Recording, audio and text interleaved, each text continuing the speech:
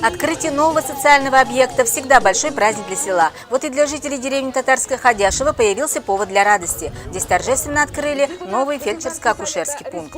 Из 28 фельдшерско-акушерских пунктов у нас 12 в таких помещениях. Это 43% от всех этих лечебных учреждений в нашем районе. Из всех 5 врачебных амбулаторий, которые у нас имеются в районе, 2 вот в таких прекрасных помещениях.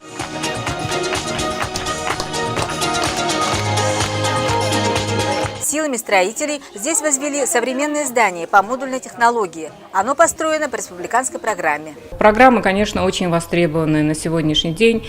И эта программа реализуется с 2012 года. Мы видим, какие прекрасные условия созданы и для медицинского работника, для того, чтобы он работал в комфортных условиях. Безусловно, это и очень хорошие условия для приходящих сюда пациентов. ФАП уже полностью оснащен необходимым оборудованием. Имеется горячее и холодное водоснабжение, канализация. Комфортные условия работы оценила и фельдшер Мария Гусева. Много лет она оказывала медицинскую помощь татходяшевцам в старом здании ФАПа. Условия были там плохие, конечно, а здесь очень хорошо, очень понравилось мне. Все уютно, чисто, все есть, все кабинеты есть. Дай Бог ей работать долго. Это мое первое место работы. Немного волнительно, но это все, как сказать, со временем. Условия замечательные, тепло, светло.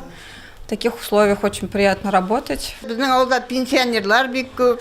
Rahmat hukumatimizga, Rustam Minnaxonovga rahmat. Bu правильно. FAP kerak edimi? Bu FAP ko'pdandan kerak edi endi bizga.